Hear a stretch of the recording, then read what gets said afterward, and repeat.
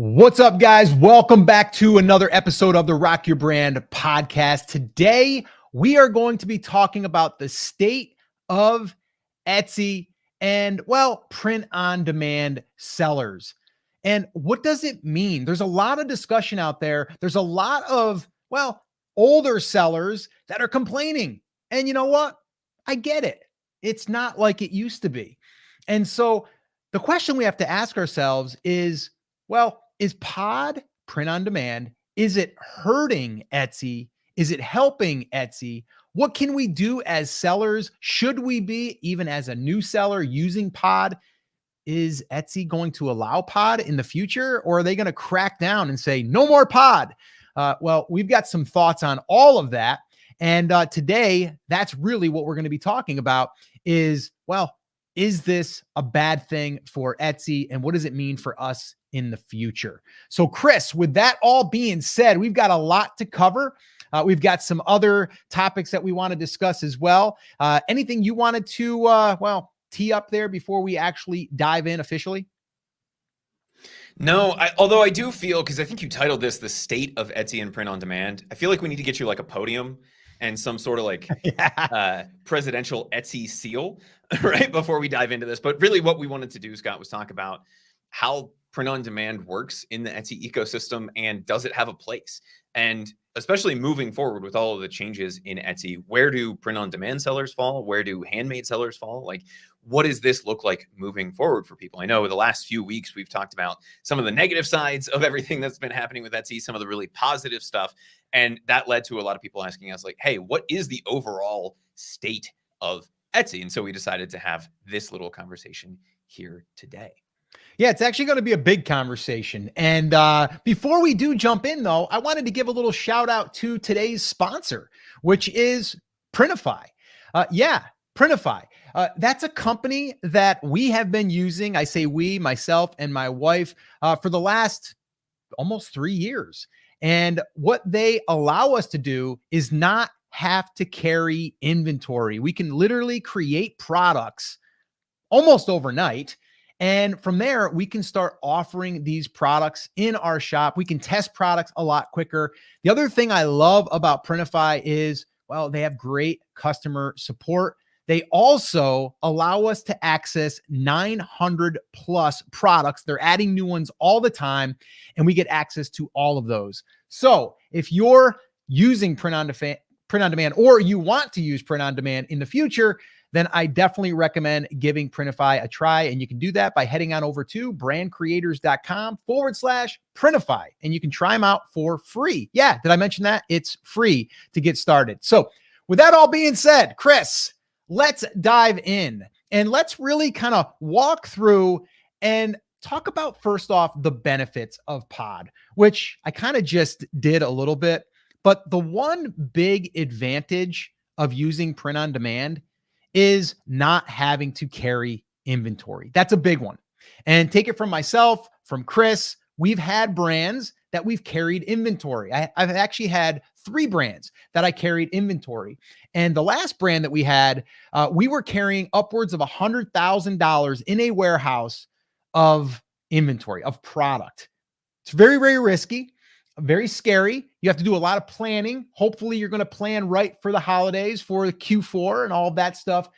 With print on demand, we don't have to worry about that because we're only going to be creating the inventory that's being sold when it's sold. That's it. So that's the big benefit of using print on demand in my eyes. There's a lot of other things that we can talk about. I also want to share here in a little bit who should be thinking about it if you're not already. Because to me, the state of print on demand right now, just getting started. I believe that you're going to see a double in sales over the next 12 to 18 months. Chris, what's your thoughts on the growth of print on demand, where it is right now? And then we're going to get into like what it means as far as for sellers that are starting. Is it too saturated? Things like that. And we'll also talk about the old school, the OGs that are doing, well, they're doing stuff that they're making with their hands, like the old fashioned handmade stuff, which is still big on Etsy. Scott, I think we have to give the obligatory, the state of print on demand is strong, right? Just to throw that out there. But I think, print on demand is not a new thing, whether we're talking about Etsy or anything else. This is not a new phenomenon. It's not going anywhere, and it's only growing in popularity. Why?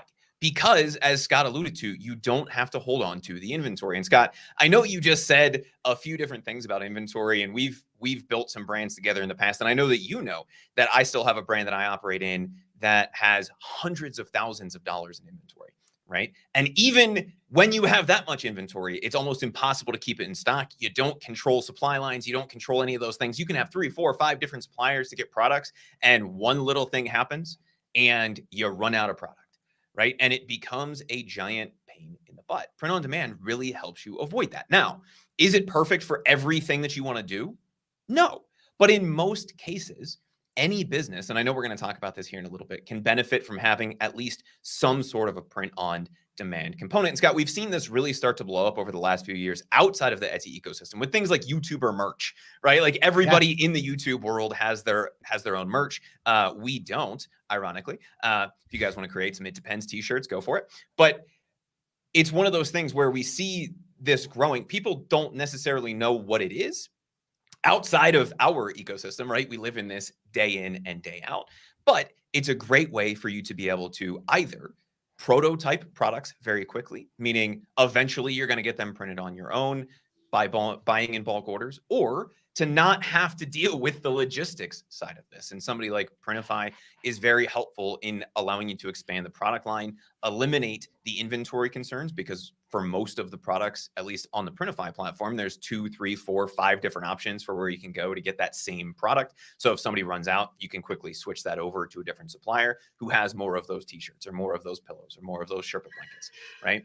And it eliminates an entire variable of the business, which in my my humble e-commerce opinion, is the biggest giant pain in the butt from an e-commerce perspective. And I think you would agree with me. Like, we like the marketing side. We like looking at the numbers. We like being creative and coming up with new products. But trying to figure out exactly how many shirts you're going to sell between now and next Thursday is not something that most people want to deal with. And unless you are a statistical nerd or dork or dweeb, whatever you guys decide to call them this week, right? It's not something that most people want to deal with. Being able to use print on demand in your business, whether it's the core of your business or something you're adding on, allows you to eliminate that as a variable and as something that you have to think about. Yeah, no, I think you bring up some really good points. I also want to ask if you are watching this right now and you're here with us in the comments, I would love to know, are you currently using print on demand? Are you currently selling pod? All right. And I'm just curious, kind of want to see where everyone's at. So let us know in the comments if you are in fact right now a pod seller, a print on demand seller. You can also let us know if you're not, and maybe you are selling other things on Etsy. Maybe it's handmade, maybe it is digital products. I'd like to know that as well. So just put in the comments what you are in fact selling. All right. And would love to know that. So let's keep moving through this here. Okay. Because we're calling this the state of print on demand for Etsy, but really it's print on demand in general, because the cool thing is you can actually start a Shopify store and you can use print on demand. I mean, Printify actually integrates. So you can do that stuff. It's pretty cool. But we're using Etsy because they already have the traffic. They already have the platform. So we're utilizing that, which also leads me to the next thing I want to talk about here. And I would love Chris's opinion on this, but also I'd like your opinion on this. And that is, what do we feel Etsy will do for the future for print on demand? Some people have said it's probably just going to get out of control and they're going to shut it down. And they're just going to go back to handmade, or they should go back to handmade. I don't personally agree with that. I think that it's here to stay. I do think there'll probably be some constraints. There's probably going to be more crackdowns. There might be some quality control things put in place. And I don't mean necessarily quality control for the product. I'm talking quality control for the seller. So where does this leave us, or where does it look right now on the horizon for Etsy sellers? Are they going to continue to allow us to sell print on demand, or are they going to They're going to start shrinking that down, or are you going to have to be invited in like merch is on Amazon? Chris, I'm curious, what's your thoughts on print on demand for Etsy in the future? Yeah, as long as Etsy is the thing at this point, print on demand is going to be a thing within the Etsy ecosystem. Just like they've said AI is allowed in design creation, right? They're going to allow print on demand. And as somebody pointed out in the comments, Scott, it's not just that it lets you not have to keep inventory. If you physically can't make something because you have a disability, or you have, you don't have the machine to make the t-shirt, that doesn't mean that the rest of the things that you're doing aren't handmade, or that the rest of the process isn't creative. And what a lot of people think is that Etsy is a handmade marketplace. And I think Etsy over the last few years has really tried to change the interpretation of what Etsy is. They started off as just handmade goods, but what they want to be is the place to go to get unique, one-of-a-kind things. And we've seen them double down on this year with gift mode and the made just for you section that they just announced, and a lot of the different things that they're doing to become something that it doesn't exist elsewhere on the internet, right? They are having to compete with Amazon. They are having to compete with Temu, who, Scott, we went back and forth about whether it's Temu or Temu. Apparently, they put out a press release saying it used to be Temu, now it's Temu. So both are correct. Who knew, right? Amazon, Temu, whatever you want to call it, Shein, all these other places are popping up. And Etsy wants to continue to be competitive. How are they going to do that? It's not by taking a step back, removing a good chunk of their marketplace, limiting the number of people who can buy from the platform. It's by changing who and what they really are at the core. And the goal that Etsy has stated, especially hard this year, is that they want to be kind of the unique gifting destination. They want to be the place to go to find one-of-a-kind things.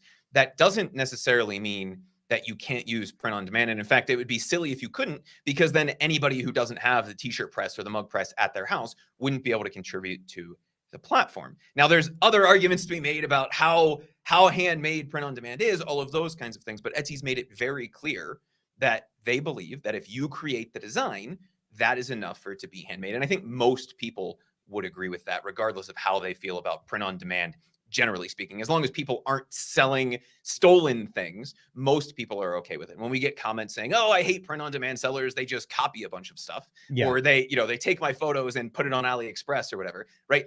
It's not that they're against print on demand as a principle. They're against the things that can happen when you allow other things to happen on the platform, right? The bad actors. And that's obviously not something that we advocate for on this channel. Hopefully Etsy, with some of the things they're doing to crack down, like instituting the new account fee and some of those kinds of things, will continue to reduce the number of bad actors that we see on the platform. But print on demand generally not going anywhere as long as Etsy is a thing. And like we said a minute ago, it's not going anywhere outside of Etsy either. And in fact, it's growing massively. Yeah, I think you bring up a really, really good point that it's, number one, it's not going anywhere. And yes, we're talking about Etsy. What is Etsy going to do with it? But I think what we really need to understand is that, listen, like, you can take these products that you're creating and you can use them other places, like your own Shopify store. So that you're building these assets. So this way here, you can leverage those assets and use them elsewhere. So I think it's really, really important to understand that. Okay. All right. So with that being said, let's move into the next point that I want to make here. All right. And I want to drill into this. Who should be using print on demand? Who can benefit from print on demand? And to me, the best thing that a business can do is create more products that serve that customer. Okay. Create more products that serve that customer.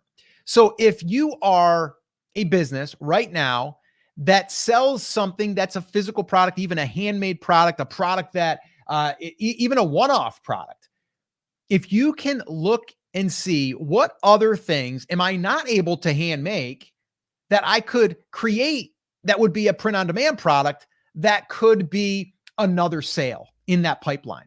Because one way of increasing your revenue for your business over time is to increase the amount of products that they can buy at one, given time, like at checkout or at a later date. So these are things that we want to always be thinking about. And right now, if you are selling digital products, most of the time when you're selling a digital product, that item that you're selling could probably be put on a physical product. So to me, anyone that is selling a digital product, and it could be a piece of art, and then you're creating a printable.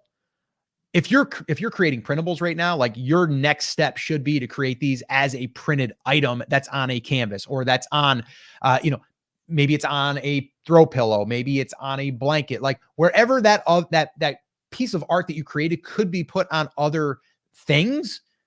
You should be looking at the catalog inside of Printify, and you should be saying like, hey, what one of these could I use? Or how many of these could I put my product on to try to increase the amount of sales that I can create from that one piece of art. So Chris, what's your thoughts on who it's for, and who else can benefit from this? Yeah, I think there's a couple groups, and we've talked about, Scott, the concept in the past of a hybrid shop, and that's kind of what you just alluded to, which is, hey, I'm making digital products, right? I'm making a high margin percentage, but I'm not making a lot of money per sale. What can I do? Very easy thing to do, especially if you're creating digital products, is add in a physical dimension through print on demand. You don't have to go buy a bunch of machinery. You don't have to have a ton of inventory on hand. You can very easily just create a printed version of that product, be it on a t-shirt, a pillow, wall art, like you were alluding to a minute ago, whatever you want to do that. The other thing I think this is for, Scott, is really anybody that's selling on the platform. And I know that it sounds like we're just extolling the virtues of print on demand, but that's what we're talking about here today, right? And Jessica said, I'm not sure how this would help me, right? I do custom soaps and body gifts with personalized things in them.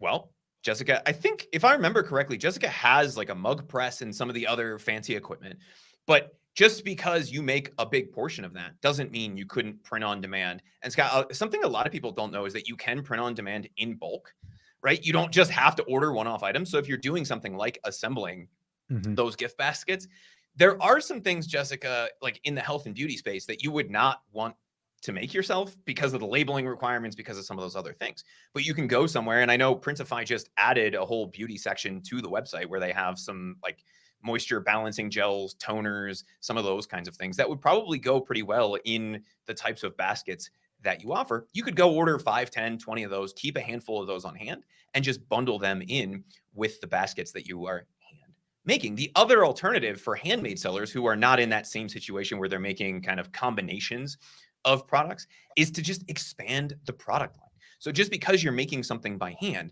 doesn't mean that people in that niche aren't interested in other things that you couldn't do print on demand with, right? If you're an expert quilter, that doesn't necessarily mean that you're an expert pillow maker or an expert t-shirt presser or any of those kinds of things. And if we're using the niche-based approach, Scott, that you and I advocate so much for, then using print on demand to add those products in to fill out that product suite makes a lot of sense, even for people who are hand making their hero product or the thing that they sell the most. Does that make sense?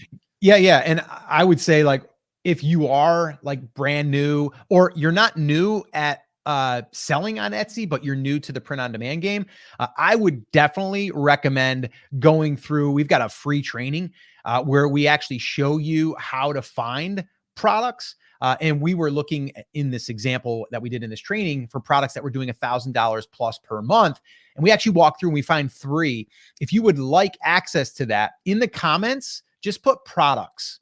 All right. Products in the comments. And what we'll do is we'll go ahead and make sure that we get that guide sent to you. So this way here, you can go through it. Actually, it's a guide / training. So if you go there, there's going to be a video training that we did for this purpose to show exactly how you're able to find these types of products. It's actually looking over our shoulder as we're going through it. So if you'd like that, in the comments, just put products and we'll make sure that we get you that training. All right. It's free. Okay. All right. We're going to move on. And again, we're going to keep digging in here because there's a lot to cover here. And I think you're starting to probably realize that, yes, there's a lot of talk out there. Oh, Pod is ruining Etsy and digital products. Remember, digital products, they weren't allowed in the past either.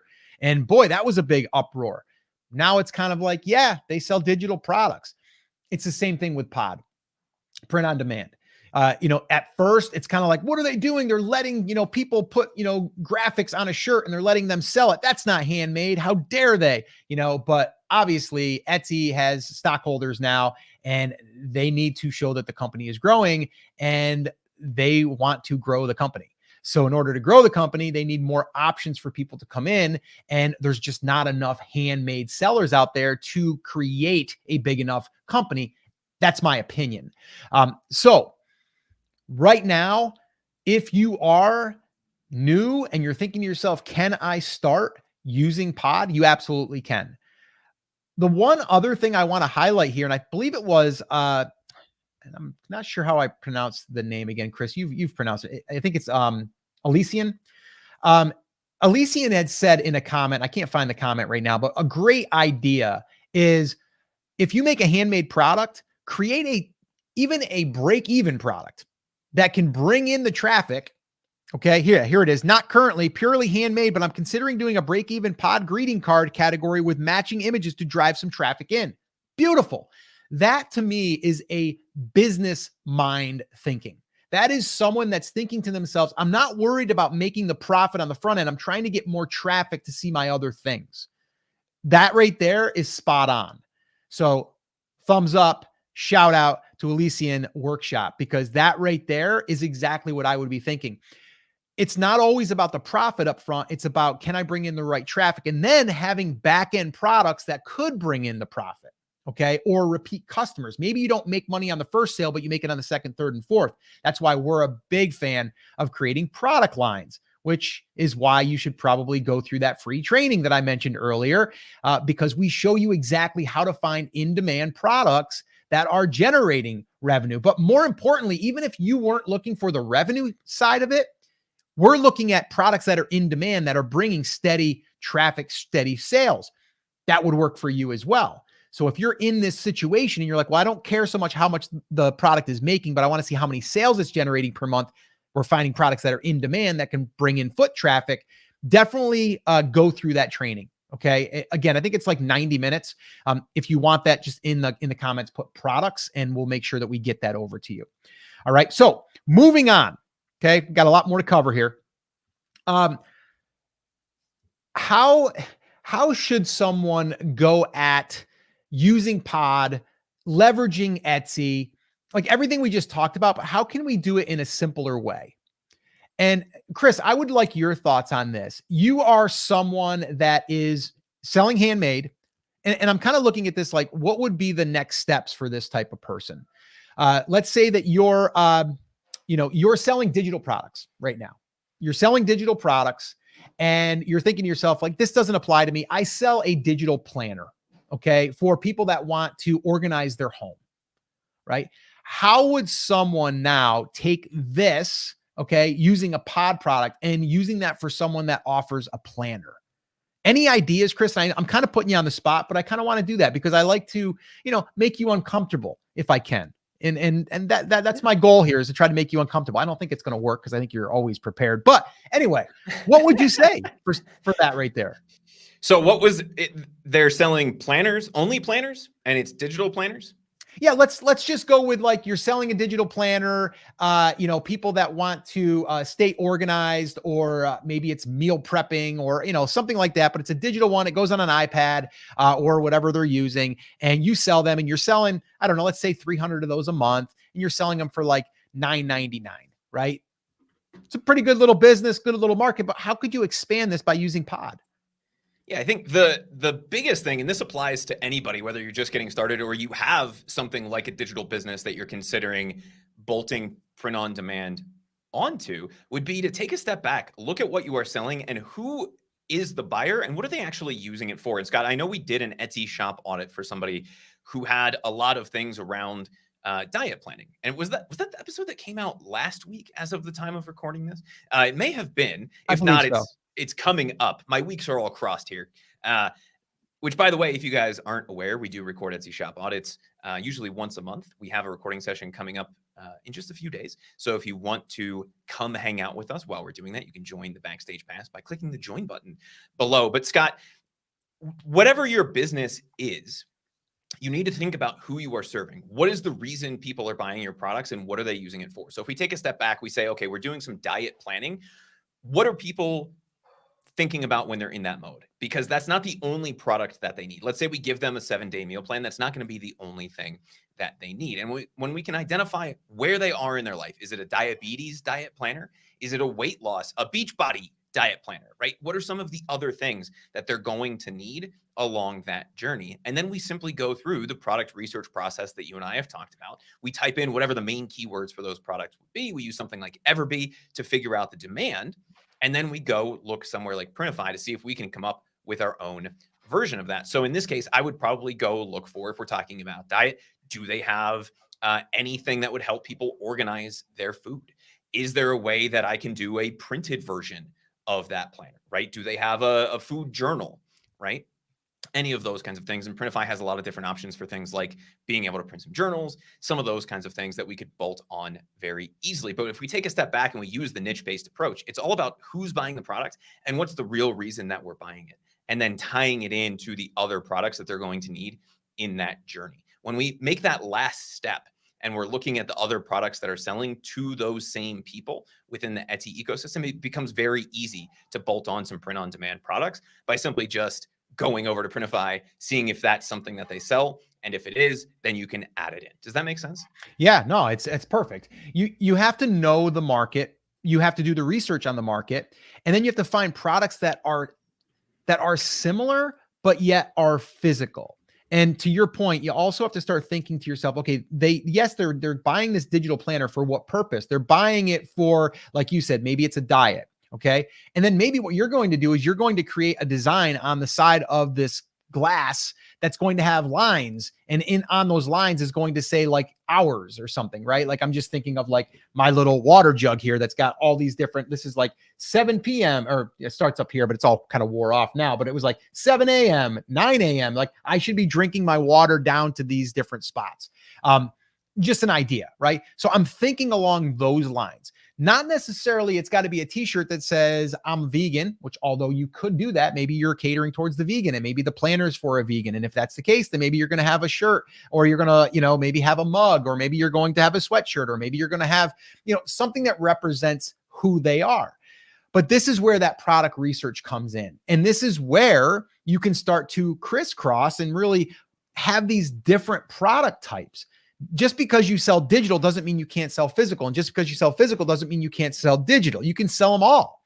And just because you don't sell handmade doesn't mean you can't, right? If there's an item that you specifically want to create, then create it. Maybe that's more of an upper end product. Maybe that's a product that you'll make it, but it's going to require more of your time. So you're going to have to charge more and people will pay for it. But then there's these other things that are kind of lead magnets to get people closer to buying that thing. So there's all different ways to look at it. But the way I look at it is print on demand is an opportunity. It's an opportunity for you, for me, for all of us to be able to add more products that are related to our other products to increase the value of our cart. Okay. Have them buy more potentially. Okay. Give them more things that they can buy. And then it's also allowing us to create products that they can buy in the future. Okay. Without needing inventory. That's the big thing here. We don't need inventory to do this. We can literally have something up, pay for the listing fee, put it up on, create it through Printify if that's who you're going to use. And from there, if it sells, we pay for the product. That's it. Now, the way we used to do it is we would buy 1,000 units, and the 1,000 units would be $5, $10 a unit, whatever. And we would dish out $5,000 or $10,000, right? Like that's how it would happen. And then we'd have $5,000 or $10,000 sitting in a warehouse, and we would sell 20 or 30 a day because we were selling on Amazon at the time, maybe 50 a day, maybe 100 a day. But we have to keep eating through there. And then we have to plan. Oh gosh, wait a minute here. Fourth quarter is coming up. We got to pre-plan because we know everyone else is pre-planning. And now we have to make sure that we're not going to run out during that time, but we don't want to overbuy. You have all these other concerns. We don't have that with print on demand. So that's why I'm looking at this as like, we have this opportunity to leverage print on demand. Print on demand has come so far.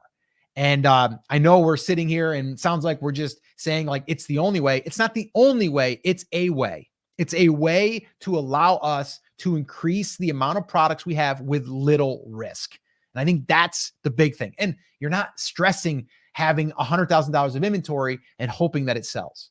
Okay. Or God forbid, something happens and your account gets shut down and you're sitting on $100,000 in inventory or $1 million in inventory, which I have a buddy of mine who had $1 million in inventory, selling through it like crazy, but was always afraid that he was going to get that little notification in Amazon that said, I'm sorry, we're going to suspend your account for 60 days. We're going to do a review, right? And then all of a sudden, maybe you're not going to be able to sell again. I mean, nightmares about that happening because it's happened to others. With print on demand, we don't have to worry about that. If God forbid that did happen, we don't create new products, right? We're not, yes, it sucks. We're not getting sales, but we're not creating product and having it sit there and hoping and waiting for it to sell. So before we move on here, I want to make sure that I'm knocking everything out. Oh, yeah. The next one I want to talk about, this will be the last one we talk about as far as the state of Etsy and print on demand sellers and what does it mean for the future.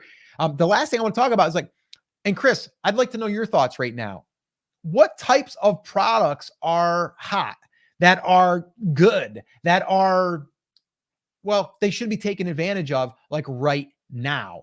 What types of products? And I know this is it's going to really be determined by your niche, but I'd like your thoughts right now. Like Chris, if you are that digital planner, let's say, and you're selling a digital product, what type of products would you be looking at first, to create that are available to us and that you feel like are good products that are at least ones to kind of get your feet wet? Anything come to mind for you, Chris?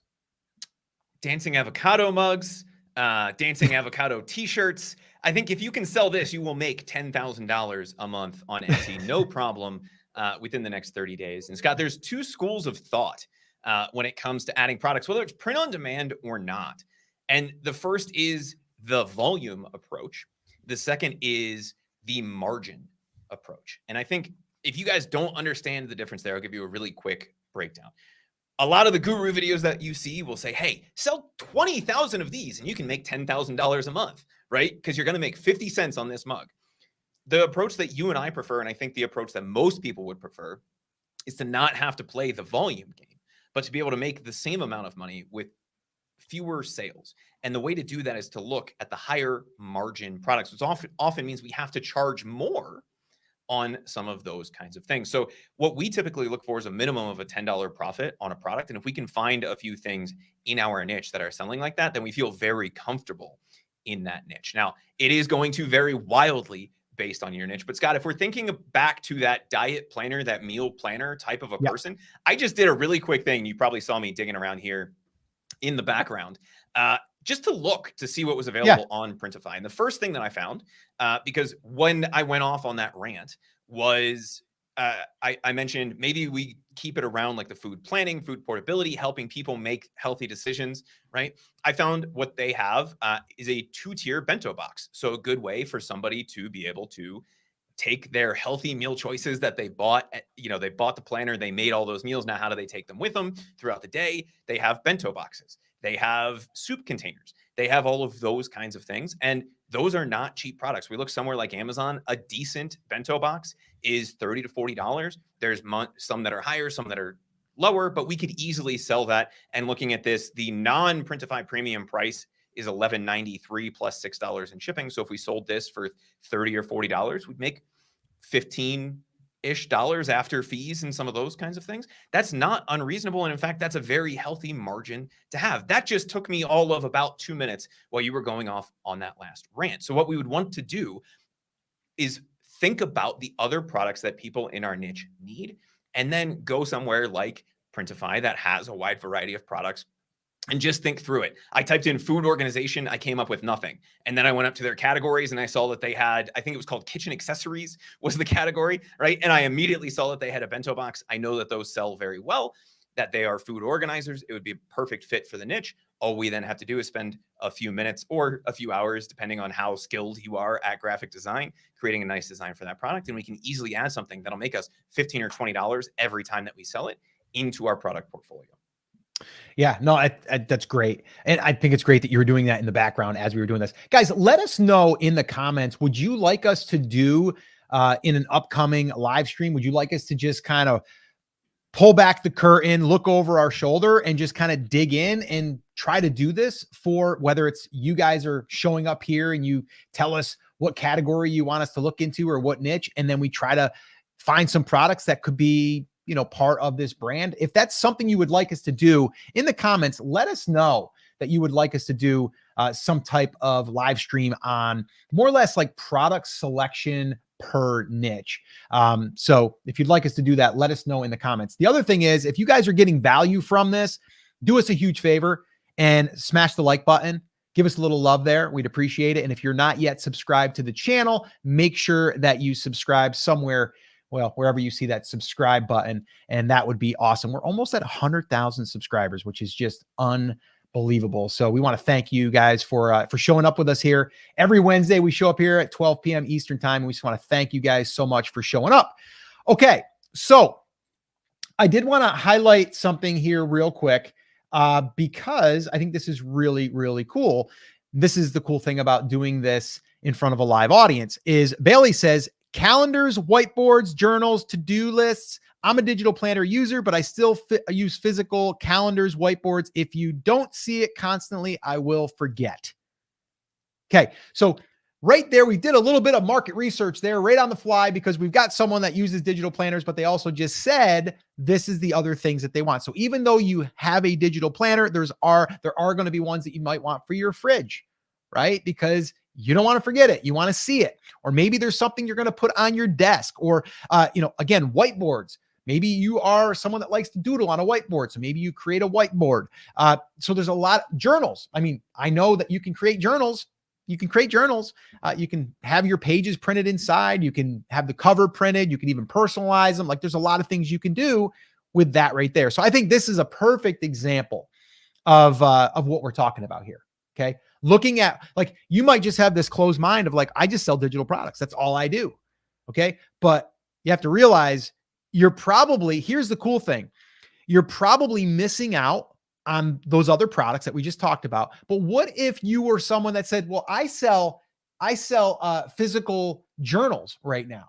Well, maybe your next move is to create a digital product that could go with that other thing, or that could go alongside that thing. So you can use it in both sides. Right now, print on demand, though, is going to be, I feel, easier than creating those digital products, because the digital products, a lot of times, if you're creating anything with substance, it's going to be work, a lot of work.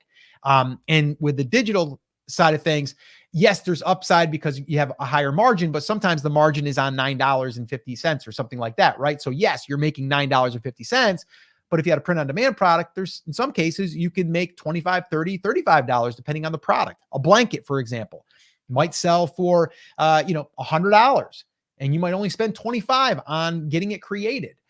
So there's a lot of upside there on both sides. But right now we're highlighting the print on demand and the state of where Etsy is with it. And I don't think it's going anywhere. So Chris, anything else on that? And then I want to do a little recap here. So this way here, we can make sure that we kind of sum it all up in a nice little package.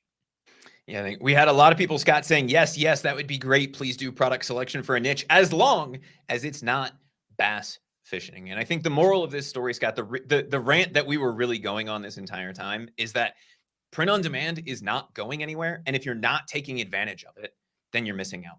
Just like if you are purely print on demand and you're not taking advantage of the digital side or of your potential handmade skills that can help you sell additional products to your niche, then you're missing out. And rather than being a NIMBY, and Scott, if you're not familiar with that acronym, you've probably heard it. It's the not in my backyard, right?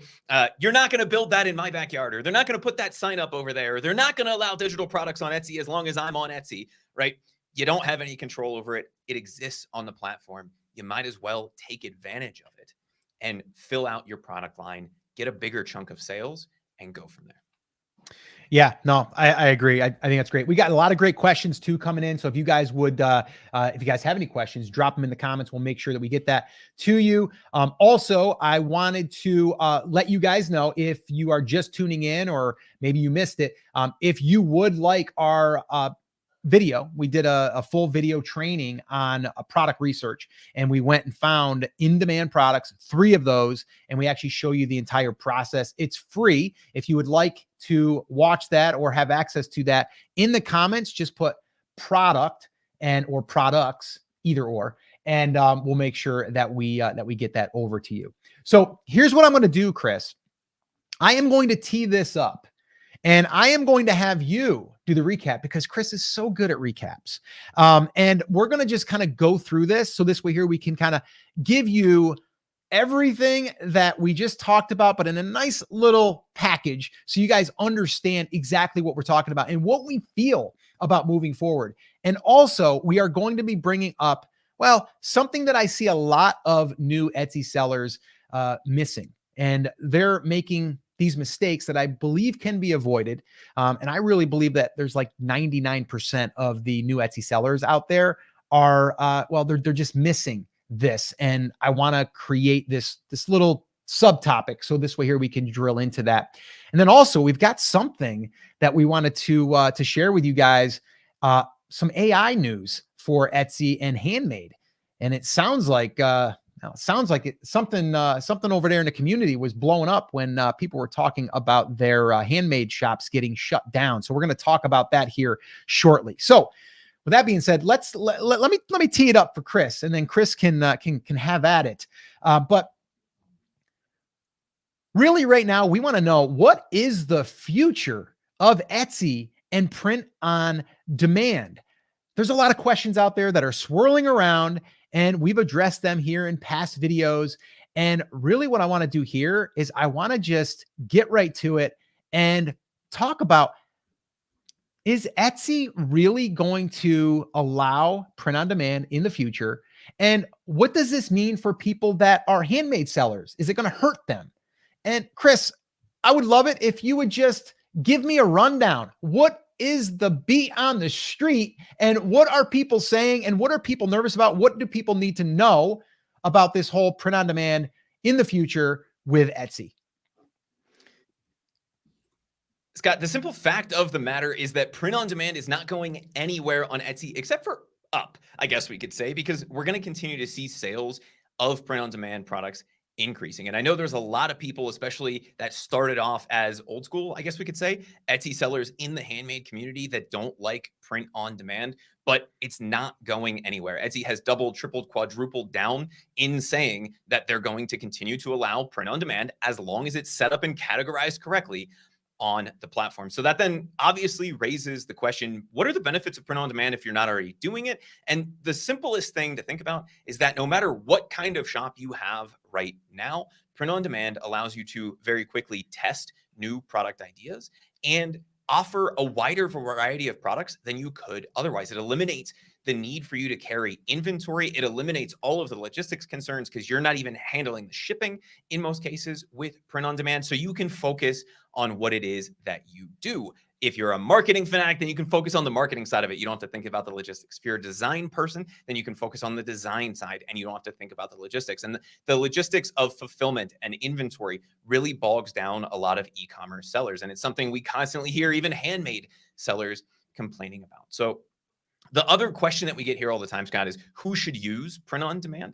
And the answer here is everybody. Now, obviously, if you already have a print on demand shop, you're already using it. But the other two categories people tend to fall into inside of the Etsy ecosystem would be handmade sellers, people who are making things by hand, and digital shops. And we've ranted and raved in the past about how digital shops should find a way to add in a physical component to their product. Not only does it help you stand out, not only does it help you earn more per sale, we all know digital products make a high margin percentage, but a low margin dollar, right? A low dollar margin because you're only able to sell for $6, $7, $8, $9. And so if you make 95% of that, cool, but it's still only $8. By adding in the physical component, you're able to sell $30, $40, $50, $100 products and make $20, $30, $40 per sale, depending on what it is that you are selling. If you're on the handmade side, looking at who is buying your product, taking a step back, finding other products that they could also buy in addition to the thing that you're making by hand,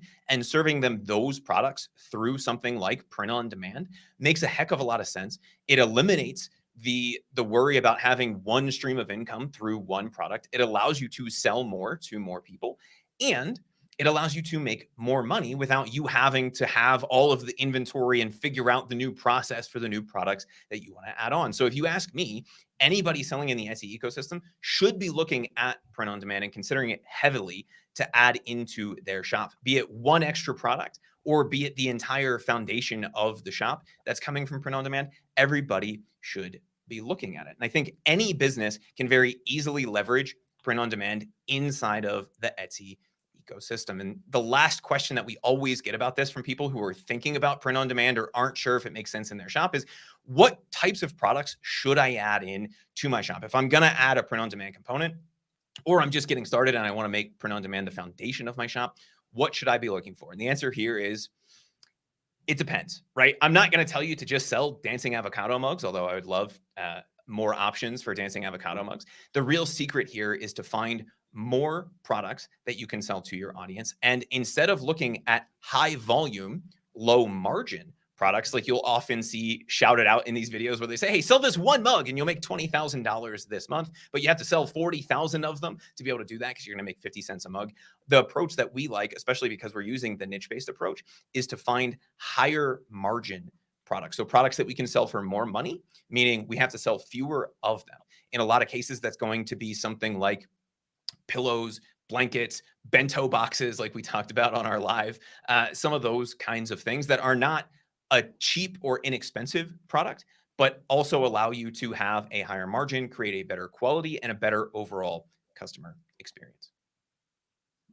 Yeah, that was a great recap. I've got one thing I'm going to throw back to you. Go for it. So the question that we get a lot is, isn't print on demand oversaturated on Etsy? And how do we compete? Is it just so saturated that it's not even possible? And should I be even considering selling on Etsy now that, well, this whole print on demand thing is blowing up? Chris, I would love your thoughts as far as, what should we do? Is it oversaturated? Can someone actually come in and get started if they're new? What's your thoughts?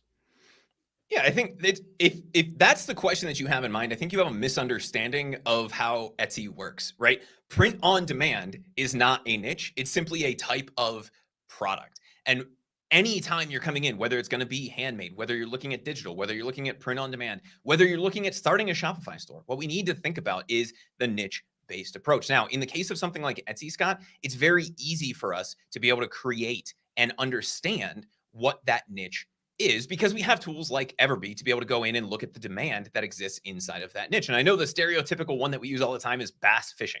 So if we're considering starting print on demand, we're not just going to throw random things on a mug, throw random things on a t-shirt. If that's your goal, if that's what you're trying to do, then yes, it probably is oversaturated because you're not going to outcompete the existing shops. And I know on one of our recent live videos, we had a comment from somebody who said, I think I was misunderstanding this because a lot of the high volume shops have more listings, right? And that's what we call a correlation, not a causation. So the people who are the most successful on Etsy have the most listings. If you're using that approach of, I'm just going to sell whatever I can design print on demand, then yes, you have to try to follow that high volume thing to even get one listing that sells really well. And that's where you're going to really run into competition. If you're following the niche-based approach, and instead of saying, I'm going to, whatever strikes my fancy when I jump into Canva today, I'm going to design and throw up on a t-shirt, or I'm going to create 9 million dancing avocado mugs, right? Whatever that is, instead of using that approach, if we look at this from a niche level, there is no niche that is too competitive, at least in my opinion. The only question that we have to have, and there's two, is one, does this niche have enough volume among the existing competitors to meet my sales goal? And two, what is the unique angle or the starting product that I can use to force my way into that niche? And I think the example we use here pretty often is the wedding niche, right? A lot of people would say, oh, the wedding niche is overpopulated. There's no way you could create a store. And yet we see new stores being successful and popping up in the wedding niche all the time. How? Because they're finding a product that people are buying for weddings. And I think the most recent example we shared was like wedding pajamas, which I didn't know was a thing. I don't really understand the whole wedding industry. I'm just going to be honest, right? Like I just don't get it. But they started selling just wedding pajamas. And then you can add in other wedding related products, bridal party things, groomsmen's gifts, the full wedding day planner, right? Once we get our foot in the door and we know that the people who are buying from us are interested in the wedding space, then the competition within Etsy search itself becomes less and less relevant, and it becomes about capturing that buyer. And if we can get somebody to buy from us once, the data shows us that we can get them to buy from us again and again, whether it's on Etsy or our own website. We just have to figure out how to get in the door. Yeah, love it. Great answer. All right, cool. So a lot of comments coming in. A lot of people are definitely saying they agree. Like there's a lot of opportunity here, but also some people are still stuck with like, well, I don't know how this would apply because I sell soaps. What do I sell? This is where you would have to do your product research. You would have to think a little bit outside the box, and you would have to find other avenues or other things that could, like, why are people buying the soaps? Right? Is there maybe they're buying the soaps for meditation, or maybe they're doing it because they enjoy a certain garden fragrance, and or maybe they have sensitive skin, and it's like, okay, well then I have to start thinking about that market. Now, does that mean it's going to work for you? Not necessarily, but that's where you kind of have to go. You have to say, why are people buying my thing, my initial thing? And then how do you piggyback off of that? And I think that's how you would go about doing this. All right. Before we move on, we're going to answer questions. If you guys have any questions, please drop them in the comments.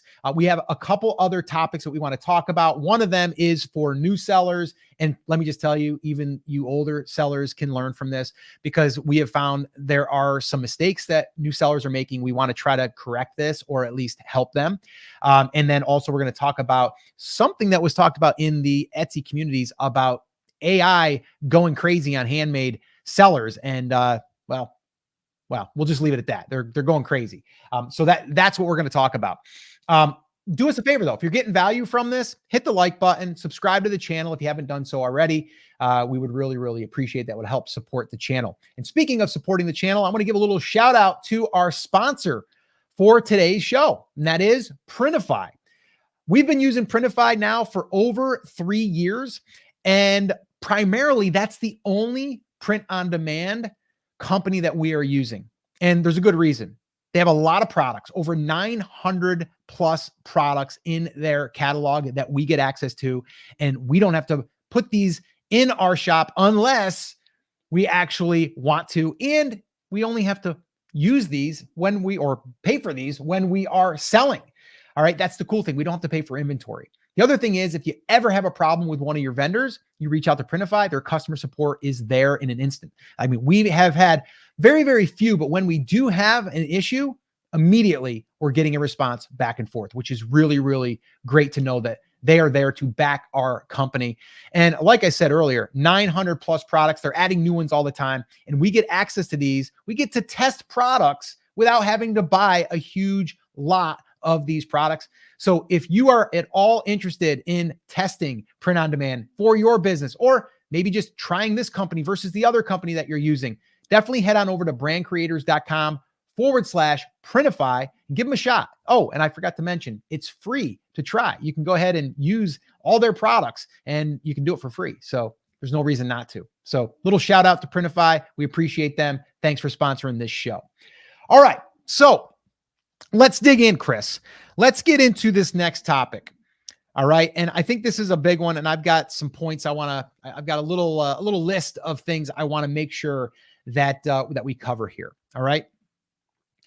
So after selling on Etsy with my wife for over 3 years, we have found that 99% of new Etsy sellers, they don't know about how to get sales the right way. And a lot of times it's the mind.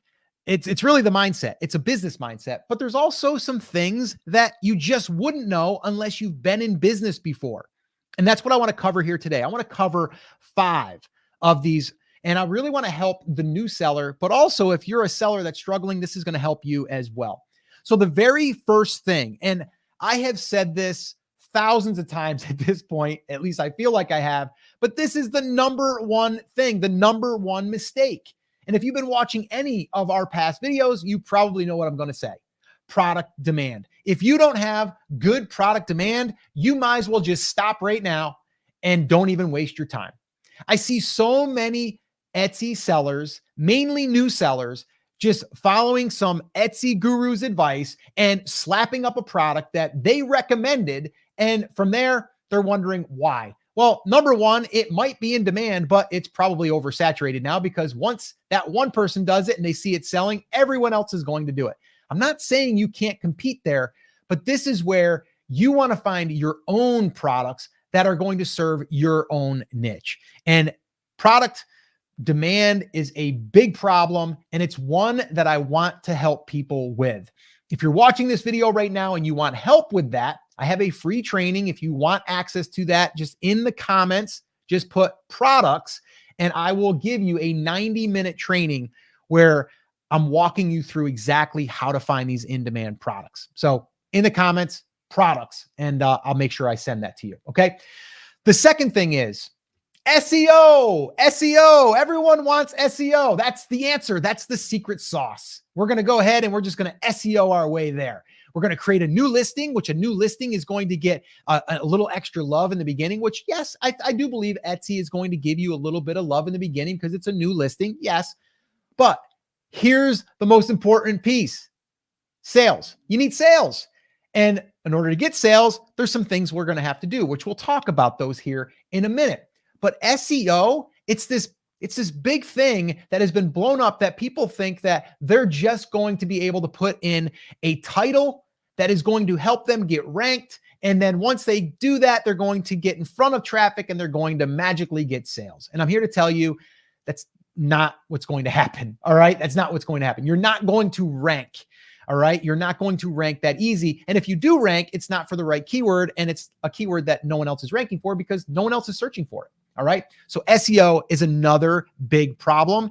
And it's really not a problem that people aren't doing it. It's more of a problem of people think that's the answer to getting traffic and sales. And it's not. All right. The third one is not spending money to build their business. And one of the key things to building your business, to getting sales, like I just talked about, is to pay for exposure, paying to get in front of people that might want to buy it. Like I said, the one before this, SEO. If we want to rank, if we want to use search engine optimization, if we want to rank, we got to get sales. Okay. And in order to get sales, we got to get exposure. How do we get exposure without being able to rank automatically? We got to pay for it. And this is where people are like, well, I'm going to run Etsy ads when I start making some money. You got that reverse. We got to spend a little money to get exposure, to get ourselves so we can get some traffic organically, and then we can start to get some sales, right? And then it's going to be this flywheel effect. So the mindset is always, I'm going to wait. I'm going to put as little into this thing as possible until it starts making money, and then I'll reinvest that money. Okay. We have to treat this like a business. If you started a brick and mortar business, you would probably be spending money to get advertising, to get people to notice you. Okay. And that's just the way it is. All right. So that's the third one. Okay. You have to be willing to spend a little bit of money up front. I don't mean a lot. $5 a day on a campaign, like $5 a day. Like that's a latte. Okay. So that's the third one. The fourth one is just understanding marketing, basic marketing. Here's what I mean. Right now, people think that they're going to find that one product, and that one product is going to sell $15,000 a month or $11,000 a month. You pick the number. You've probably seen the thumbnail on YouTube of a coffee mug or a candle or a t-shirt, and it says 11,000 or 15,000 or 20,000. Okay. And the deal is like, yeah, they probably have sold that much. Their margins are probably really, really low, but that's a home run that someone else hit. That doesn't mean that you're going to hit that home run. So what we need to do is we need to start thinking like a business, and a business thinks like this.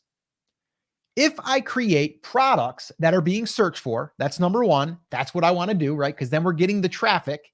But now what can I do to leverage that traffic? That's the key word there. Leverage the traffic. How do I do that?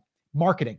And marketing works like this. If I get someone to come in and I have other products that are related to that other product that they could buy, now we increase the value of the cart. Okay. Now we have our cart value go up. Now we're not thinking just like one product. We're thinking maybe two, maybe three. Instead of selling that $20 t-shirt, now we just increased our cart value to $75 or $100.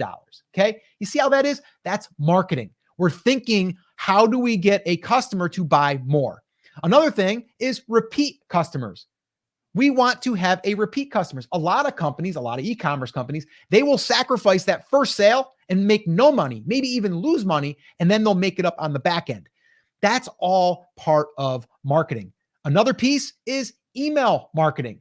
A lot of people don't use this. They don't understand it, but they don't use it. They don't want to understand it because they're like, that's not for me. I'm just going to go on Etsy and I'm going to find one product and I'm going to hit that home run. Not going to work. Okay. Especially now that there are a lot more competitors, there's a lot more competition. Now we have to learn marketing.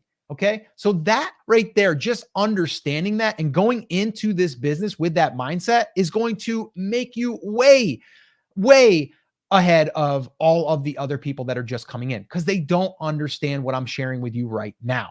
All right. And the fifth thing is, well, and it kind of goes with everything I just said, but really the last one, long-term vision. Okay. Not playing the short game. This isn't about throwing something up, making sales tomorrow, and putting money in your pocket tomorrow. That's not what it's about. It's about building a business, building assets in the business. These are products that you have. These are assets. And then from there, also building a customer base. If we build a customer base, we can now use email marketing. Remember what I just said about marketing, right? Huge, big thing. We need to become marketers. A lot of times people want to create the products, but they don't want to market the products. You can have the best product, but if you can't get it in front of people, there's not anybody that's going to be able to buy it. Okay. So the long-term vision is really where we have to focus. And I don't mean it's got to be 5 years from now. It could be a year from now. It could be 6 months from now, but you have to have these blocks where you work maybe 90 days and you're like, okay, for these 90 days, I'm going to be working on products that are in demand and I'm going to be working on getting all of my marketing dialed in. Right. And then you reevaluate and then you see from there, what else do I have to work on? What do I have to build on? And you start stacking these blocks and then your business becomes a real e-commerce business. And I think that's the big takeaway that I want people that are just starting or even people that started not knowing this and wondering why they're struggling because you're not thinking like a real business, a e-commerce business. So start thinking like an e-commerce business. And I promise you, you will probably do a lot better. Chris, anything you want to add to that? I know you probably got a few things to add there. Oh, you had me going over here. And in the comments, Scott, we got a lot of people saying, hey, email marketing works. Take it from brand creators, right? The real moral of the story is whether you're a handmade shop that is just doing handmade, whether you're digital, whether you're a hybrid, whether you're print on demand, you have to master the fundamentals. And Scott, I think the biggest struggle that people run into, especially when we do shop audits, is not understanding that they should be looking at this from a business perspective. This is not any longer really just put my art up, which is kind of what Etsy was originally, right? It was more of an art gallery for handmade people. Not so much anymore. You have to learn how to play the game. How do you play the game? You play the game by looking at this as an e-commerce business. And even if you're not an ads nerd or a data nerd like I am, even if you are more on the artsy side of things, and I say that with all the love in the world, right? You are more of a design-focused person. You don't like the business stuff. You have to understand some of the fundamentals. You have to understand, is Etsy a place where people are looking to buy the things that I am selling? Is there enough volume here for me to make the amount of money that I want to make, right? Then you have to master basically two marketing things. A little bit of Etsy ads to drive some traffic and a little bit of email marketing. And if you can get those things under your belt, you can focus 99.9% of your time on the design side of things and 1% of your time on the marketing side of things. If you love the marketing, then you can flip that on its head and have all of the success in the world. But the secret to success on Etsy right now is treating this as an e-commerce business. And if you can master a few fundamental things that you just went over, you're going to be able to do that very easily. Yeah, I wanted to throw this out here too. And I know we threw a bunch at you there in that little segment, but if you are struggling with understanding Etsy ads or email marketing, SEO, we've actually got guides for all those, by the way. And we did that because we've been asked numerous times, like, what's your SEO strategy? What's your email marketing strategy? Like, you know, what's your, what other one did I talk about? Your SEO, your Etsy ads, your email marketing, right? We've got guides for all of those and they're free. And the reason why we're giving you those free is because we want to help you. And then, yes, we do have other classes and courses that you can take down the line if you want to, but these are resources for you to understand it and really see it. And then from there, implement it. So if you would like the SEO one, put SEO in the comments. If you would like the email one, put email in the comments. And if you would like, what was the other one? Etsy ads, put ads in the comments. And then we'll make sure that we get you copies of all of those. The product stuff too, I will be honest, like that is so critical. And that's why I started that segment with that one thing, because product demand is big. Like if you're struggling, it's probably a product demand issue or it's a product design issue. Okay. So make sure that you understand that there's probably a reason. Etsy does not hate you. Etsy is not mad at you. Etsy is not treating a new seller better because they're new than you. It's usually an issue that has to do with one of these areas. Okay. And the one thing I will tell you is the more that you focus on bringing awareness to your brand and building your assets, email, building out even assets like your products are yours. Even though you might be using Printify or you're hand making them, they're your products, but you're creating the listing on Etsy. We can take those listings and we can port them over to Shopify, right? And now we have all our products reside over there. Okay. And then those are our assets. So we have products, we have customers. Okay. And we can take those and we can use those other places. Etsy to me is a launch pad. It's a place for us to be able to get in front of buyers, right? So Etsy does not hate you. It's looking for sales. That's what it's looking for. And if you're getting sales, it's going to push you. I promise you. And there's some things we can do to kind of influence that a little bit too, like with running sales, right? There's different areas on the website that promote sales. They might even put a email out that's featuring a sale, and then you're going to be part of it if you're running a sale. So there's things like that that we can do to kind of bring our awareness a little bit up, even if we aren't making sales. But sales is the number one thing. So with that all being said, if you guys have any questions for us, drop them in the comments. We would love to see that. And I did see a bunch of comments coming through and saying like, I've been following you guys. I use the email and it does work. It works. So thank you. Hey, thanks for sharing that. That's good for us to know because we do believe it works. It's worked for us for several brands and we use it every single day. So it's a big thing. All right, Chris, any quick questions before we move on to our last segment of the day? Yeah, Helen said, okay, I'll make an email list just to get you to stop ranting at me. And I think, if that's what it takes, man, go for it. I'll rant about email. It's all out of love.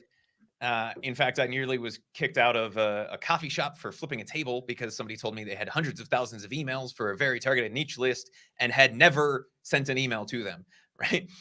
Sue wanted to know, when you're doing print on demand, how do you get things as samples with your logo or design on them? You just order them right through the platform. Printify makes that extremely easy for you to do. What I typically do is I'll just order it right from the back end like it was going to be a customer order and put my address in and have them ship it to me. Is it okay to have both digital and physical products in the same shop? Yes, absolutely. We're huge advocates for the hybrid model. Sure.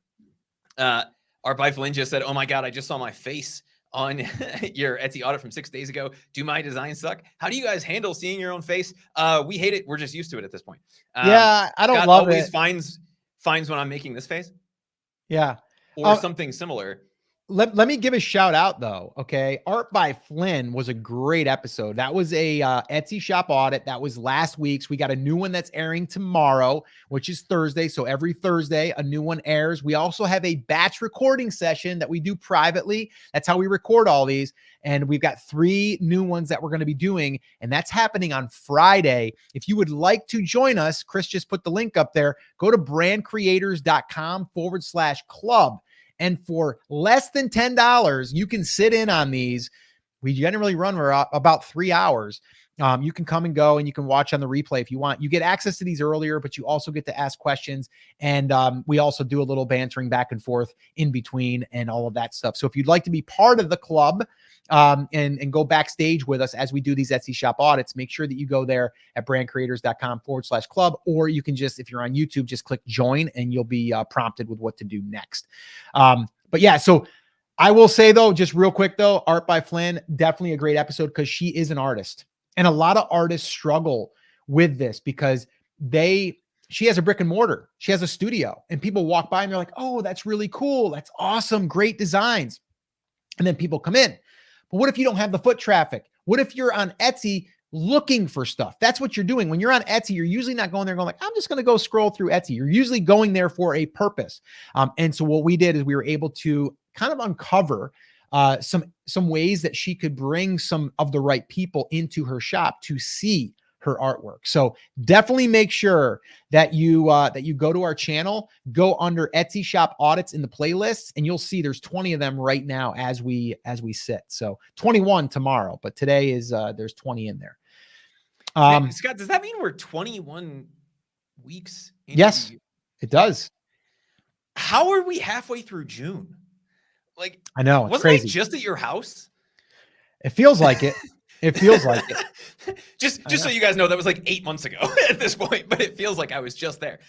Jessica said, I'm spending a lot of money on ads, but I'm only getting organic sales. Why is that? If you're getting lots of clicks on your ads, but they're not turning into sales, the most likely reason is that there's a mismatch between what people are clicking on and what they're seeing when they get to the listing. So the suggestion there would be to take a look, see what keywords are driving traffic, which is what actually costs you money, right? Your ad showing doesn't cost you money on Etsy, but somebody clicking on it does.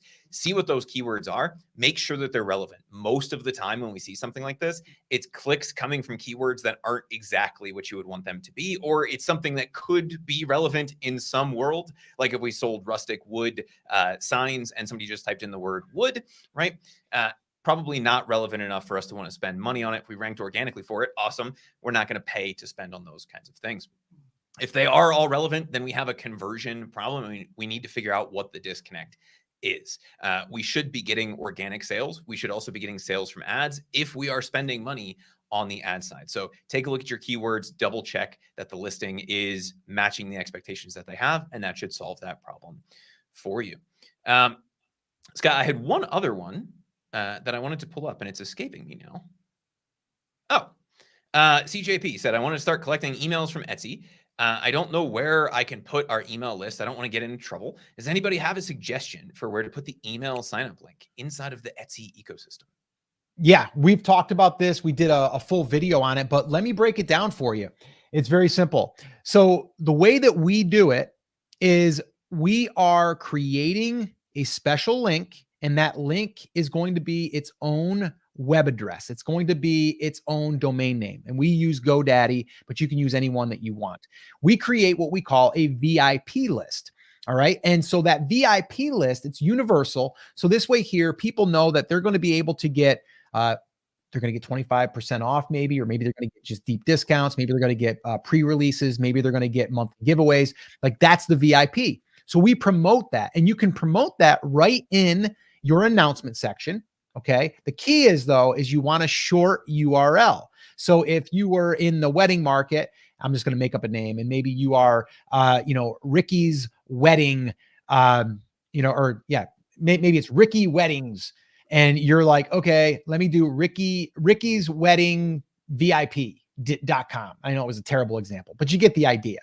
So what you want to do is you want to create that URL. So this way here, it's easy to type in if they type it in, but it's also something that possibly could be remembered. The other place that you can put it is in an image slot. So in the image slot, you would go ahead and you would put in there, hey, join our VIP club where we give monthly discounts, we give special pre-releases, launch discounts, and we do monthly giveaways, right? You can advertise that. Then the other place that you can do it is you can put it in your descriptions of all of your listings. Again, same type of verbiage. The other thing that you can do is inside of your first message that goes out to your customer that just purchased, is you can, in that message, you're normally going to put something like, hey, thanks so much for your order. We're working on it. We're going to go ahead and get this shipped as soon as possible. I want to thank you for supporting a small business like ours. And hey, while I've got you, I'd like to invite you to our VIP club where we give discounts monthly, and we do these other things, right? You're just going to kind of say that. Then from there, you're going to include your link. Etsy will not have a problem with this because you are asking for permission. That's the big thing you have to keep in mind. Etsy just wants you to get permission before you start emailing your customers. All right. And this is how you're getting permission. So that's how I would do it if I was in your shoes, where I'm like, how do I build my email list? That's how. Maisie just said, Maisie agrees. yeah. And Jessica just said, we are the Cool Kids Club. Using that strategy, I got 300 email subscribers in a week, right? Like these are all things that are very easy to do. It's not something that's an extremely complicated process. And if you guys are looking for that, you should be able to just drop email in the comments and we can send you over the email guide. That'll go through the entire strategy that we use, whether it's the fishbowl method, some of the follow-up types of things that we do. It's all contained inside that guide. Again, just drop email in the comments and we'll make sure that you get a link to that if you don't already have it. Yeah. Okay, cool. So hopefully that answered that. And yeah, so let's move on. So we've got one more thing we want to cover here. And yeah, this is a pretty good one. And Chris, do you have the article pulled up? I do. Let me see if I can share my Get screen. that ready so it's ready to go. And I'll hand it over to you as soon as I tee it up for you. Yeah, there we go. All right, cool. Oop, there we go. All right. All right. Etsy AI is going nuts on handmade sellers. And what is this all about? Chris has the latest.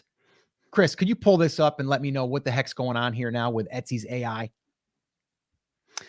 Absolutely. So, Scott, you may remember that back last fall, as of the time of recording this, there was what sellers refer to now as the AI mock-up Etsy mock-pocalypse, right? A lot of listings were getting taken down. And early reports over the last week or so from sellers, both in the forums, in our Facebook group, and places like e-commerce bites are coming in saying, hey, there's a lot of handmade crackdowns going on right now. And what appears to be happening is that the same issue that they had last year with their little listing flagging bot going rogue is happening again. And it appears to be mostly with truly handmade sellers, at least based on their self-reports. Right now, we don't know exactly what is happening at this point, but it seems like it's going after exclusively handmade sellers at this point.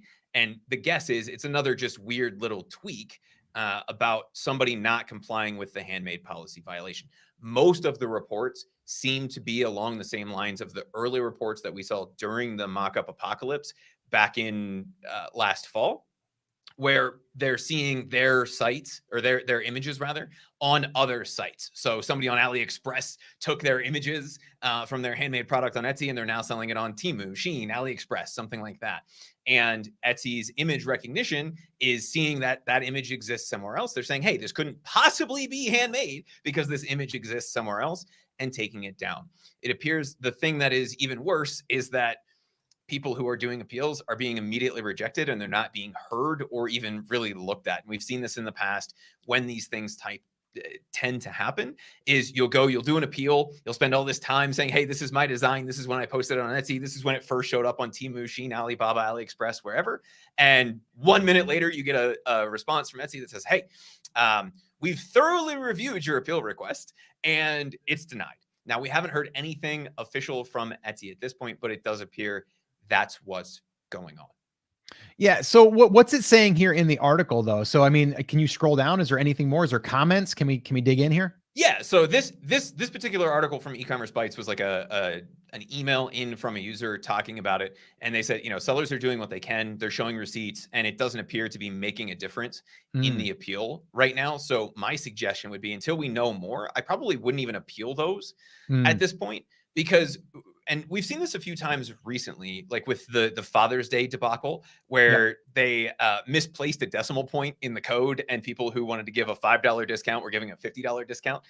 They did come back and make it right. But some of the people who tried to change it in the meantime got excluded from the sale because they were right up against the deadline. I would probably, and I know the gut reaction, and I think you would feel the same way, is like appeal, appeal, appeal. Right. Give it a minute. Etsy knows that this is going on. Let's let them figure it out for a minute and then go appeal so that you don't end up in a whole bigger ball of wax than you need to be in. And everybody said, yeah, Etsy bots are going nuts, right? It's hard to get in touch with customer service. And what most people in the comments here and in the Etsy forums are saying is like, can we please get a way to reach out to like a human being that speaks the same language that we do and understand Etsy's terms of service? Yeah. So I guess for anyone that's watching and they're wondering like, okay, so what does this mean? Like if you're not handmade, probably don't have to worry about it, right? But there has been reports of people that aren't handmade that are also getting suspended, and they've been selling for years. And so the best advice that we can give you right now is to just try and be diligent and just keep going and being the squeaky wheel. Like, even though they might come back and give you a standard template that you've seen before, send another one, send another email, maybe go on their YouTube page. And I don't know if they'll see it, if they'll listen, but it's worth a shot. But you have to do something where you're going to get the attention of someone that you can actually speak to. And I would like to know in the comments, if this has happened to you, how did the experience go for you? What happened? Let us know in the comments. So this way here, if we can get enough people to, share their story, maybe someone will see it and maybe we will get the attention of someone higher up that can help us get support. We've talked about this on numerous videos before. It is a problem. But this case, AI is, a tool that they're using, obviously, but it's malfunctioning. And this isn't the first time. We've actually done other videos where the AI has went in and, suspended listings that it shouldn't have suspended. So always try to be the squeaky wheel. If you can, try to stay positive, but really the best advice is try to get in touch with someone. And if you can't the first time, try again and again and again. All right. So yeah, that's a big deal. Doesn't affect people that are in print on demand, but it does, because the way I look at it is, this has happened to print on demand. It happened to digital sellers. It doesn't matter what you're selling.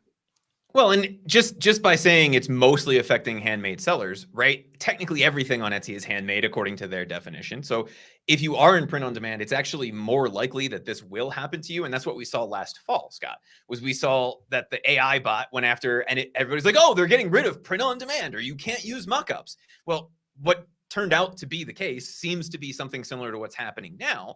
Their image recognition went a little bit rogue and started flagging everything that was similar as not handmade. And the advice would be, okay, if you truly are a handmade seller, then just make sure your stuff is categorized correctly. If you're in the print on demand space and you are not listed as handmade with a production partner, meaning you didn't indicate your production partner, you're saying, I made the product, your listing is set up wrong, and you actually have bigger exposure to something like this. And that's what we really saw happening last fall, was people who didn't meet the handmade policy in most cases because their listing was set up incorrectly as a print on demand seller. If you're selling print on demand, you designed the product. You did not make the product. So make sure when you're setting up a print on demand listing that you're setting it up with production partner made this, I designed it, in those settings. And if you do it that way, it'll eliminate a lot of your exposure to this. Obviously, right, for the truly handmade sellers who are being affected by this, we now can all see that there's no way to avoid this 100%, but there are some basic things we can do, making sure that our listings are set up correctly, making sure that we are complying with terms of service. It makes our appeal, once Etsy starts listening again, a lot more likely to be approved. And so when we are the squeaky wheel, we know we're on the right side of things. We know we have everything set up correctly, and we just have to focus on getting in touch with a human being where we can say, this is my design, here's the evidence, fix it, as opposed to giving them any reason to reject it beyond that auto reject button that their trust and safety team seems to really like to use. Yeah. Chris, I've got another question I'm going to tee up for you. It should be a pretty quick one. So why don't we get this queued up here? This will be good. All right. So Jordan asks, how much should I put into ads? And I'm going to lean on my business partner and my ads guru. Well, I guess he goes by, I don't know, Chris, what are you going by these days? Is it the data nerd, or is it the geek? Is it just the, I don't know. What are we going by? Yeah, just whatever. Chris usually works. Jordan wants to know, how much should I put into ads? And the answer, Scott, I'm sure you'll be shocked by this, is it depends. The real answer is, how much can you put into ads and get a return out of it? For most sellers, especially new sellers, we suggest around $3 to $5 a day. And you're going to start to increase that. The immediate follow-up question that we get is, when do I increase it? And the answer is, when you're spending profitably. And so what we like to see is we set that minimum budget just to see what the demand is like. The first question we have to answer is, when I put $3 or $5 on, am I spending that $5? If you're not, then we need to go back to the drawing board, either add more listings into that advertising campaign or take a step even further back and ensure that we're in a niche that has some demand inside of the platform. If we are spending that $5 a day before we go from 5 to 10 to 20 to 500, like some people advocate for, the first thing we need to do is make sure we're spending that $5 wisely. Are the clicks that we're getting coming from keywords that make sense for our listing? Are those clicks turning into sales? If not, before we start to scale, we need to make sure that we're addressing both of those things. If those clicks aren't coming from relevant keywords, go into your ads, turn those keywords off. If it is something that would lead somebody to buy your dancing avocado mug, and the keyword is dancing avocado mug, are they buying when they come from that? If they're coming from that relevant keyword and they're not buying, we have a listing problem. We need to fix our conversion rate on our listing before we want to put more money into the advertising budget. So the answer, it depends. The real answer is as much as you can spend profitably, but the first step would be to start with that $3 to $5 budget. Optimize, make sure the clicks are coming from keywords that make sense, make sure those clicks are turning into sales, and then add fuel to that fire. And then before we go from 10 to 20 or 20 to 50, we're going to go through that same process again. Are we spending the budget?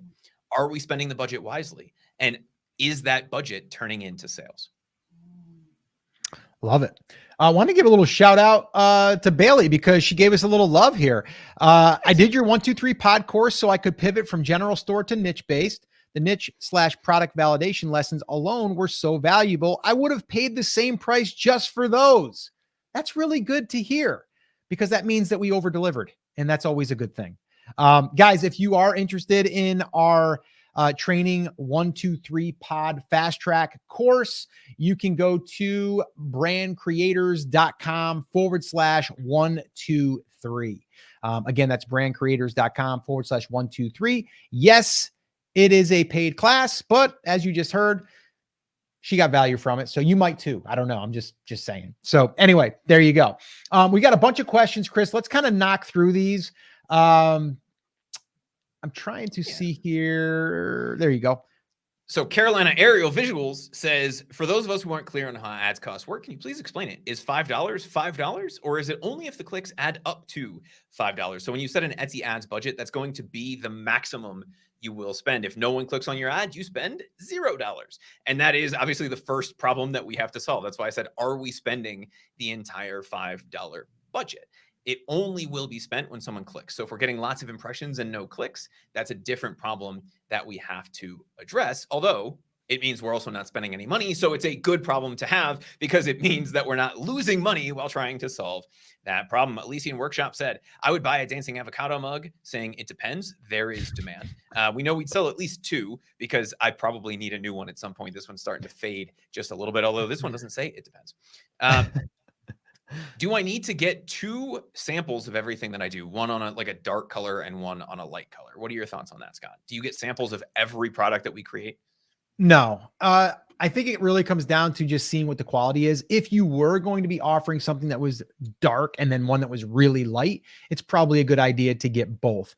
But to be 100% honest, we only probably get, I would say, 10% samples. And a lot of times it's going to be for products that we haven't dealt with that vendor before, or we just want to see it in person, and get a grasp on the quality. But not so much if it's dark or if it's light, but if you are nervous about that, it would be probably a good idea. Yeah, and I think that's one thing a lot of people get confused about is they say, oh, I created a new design. Do I have to order a sample of that, even though I have 13 pillows in my shop already? And the answer is, if you want to. In most cases, we are huge advocates of finding somebody who does a really good job and then just using them over and over again. So we know that our suppliers are going to do a good job because the first pillow we created, we got the sample for, we sold that for a while, and then we added a few more with that same thing. We're not going in and picking a different pillow supplier for every pillow that we create, because then you would want to order a sample and it creates a little bit of a headache for you if you're doing it. Hey, Chris, before you go on though, I know we just talked about Etsy ads and I know that it comes up frequently. And I would say if you want to see our strategy, just make sure that you you get the guide.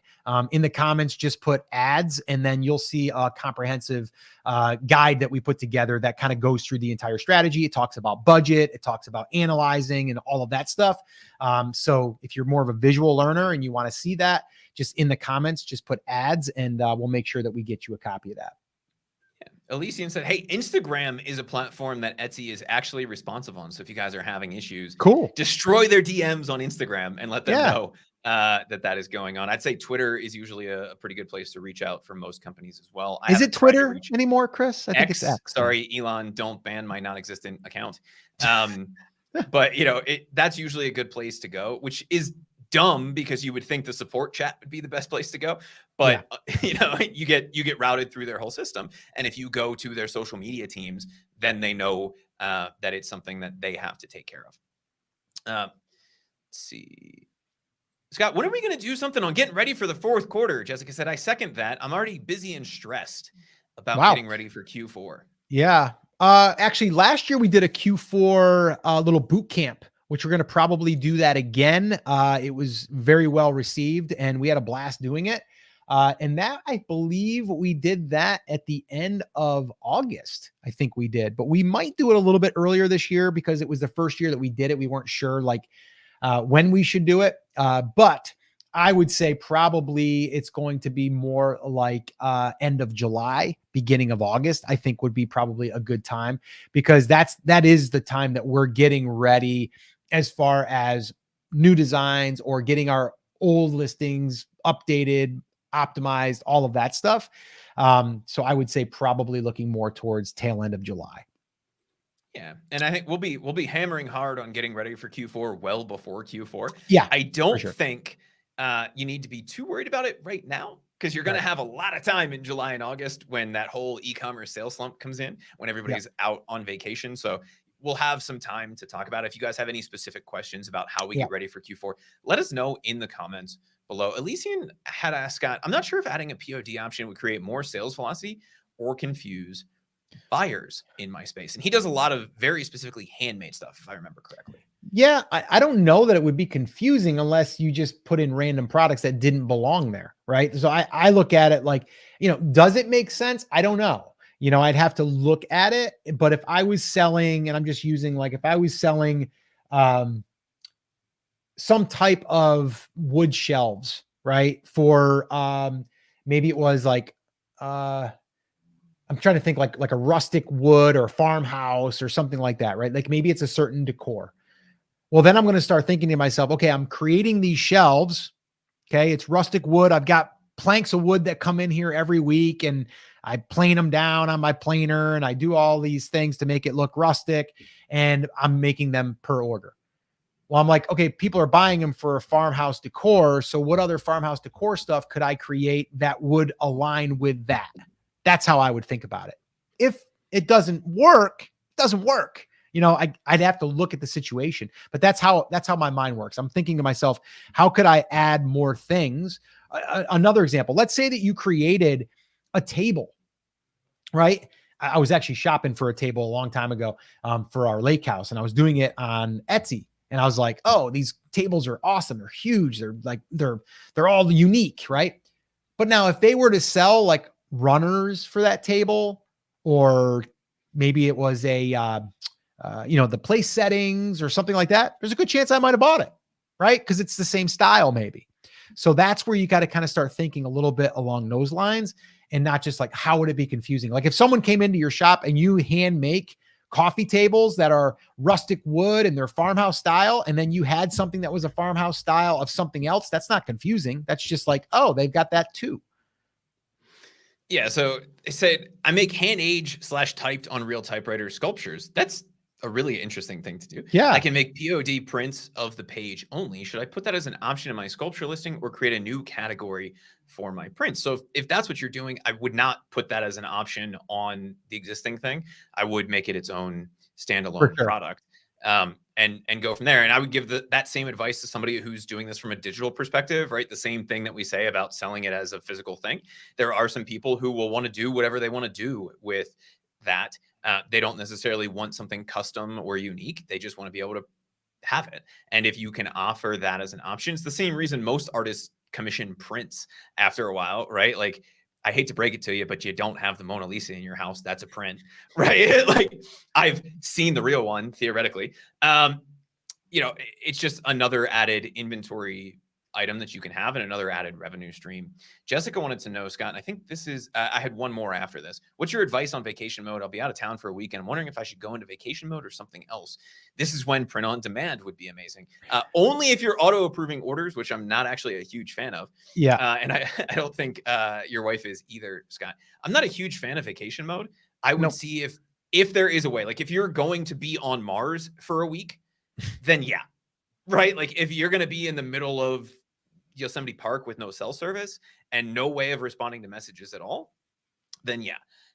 If not, what I would do is I would probably put up a banner in the shop saying that you're going to be out and orders will be delayed for a few days, and then just see if you can set aside a half an hour in the morning or at night before you go to bed to respond to people's messages, just to keep that score up and say, hey, I can get to this as soon as I'm back. I'm going to be back on Monday. People on Etsy are very understanding, and if they need something immediately, then they won't buy from you during that period, but you're at least not turning that off and pulling yourself out of the Etsy algorithm. What are your thoughts on that, Scott? Did I miss it? Yeah, I'm very, very aligned with what you just said. And I actually just had this discussion with my wife the other day. We weren't going to ever put it in vacation mode, but my wife was stressed out because she was going with my daughter to a beach volleyball camp and she was going to be gone for a week.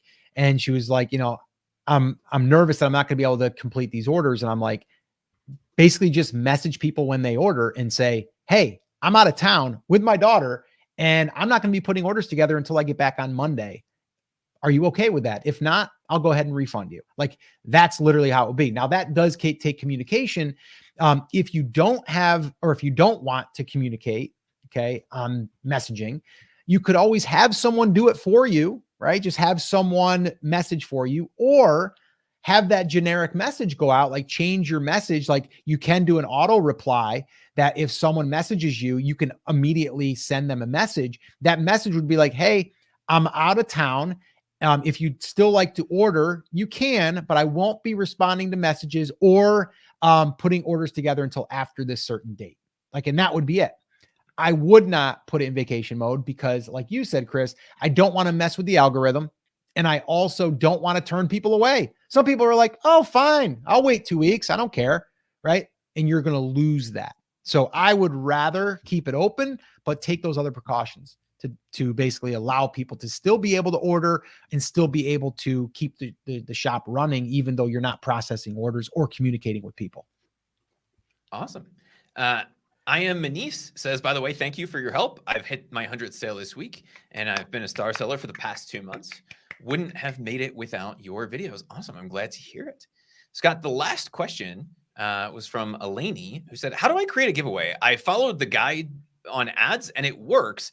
Is there one for the giveaway? And the answer is yes. If you drop email in the comments, you should be able to get it there as well. That will walk you through not only some of the follow-up stuff that we do, but also the fishbowl method and the way that we create the giveaway to build the list to start with. Yeah, just put email in the comments if you want a copy of that, and it breaks down the giveaway, the fishbowl method as we call it now. But yeah, so yes, I'm glad that the Etsy ads are working for you. And yes, we do believe that the email stuff works too. So definitely download that and make sure that you go through that. We've had several people, even on this live stream, that said that they started using email after we've, shared with what we've done and how we've built a list and all of that. And it's worked. So not saying it's going to work for you, but there's a good chance you'll probably get some traffic coming over to your shop because, the minute that you get someone on your email list, you can send them over to your shop. So that we can pretty much say will happen. Getting them to buy, that's another story. No one can say for sure if anybody's going to buy from anybody's store, but you will increase your traffic 100%.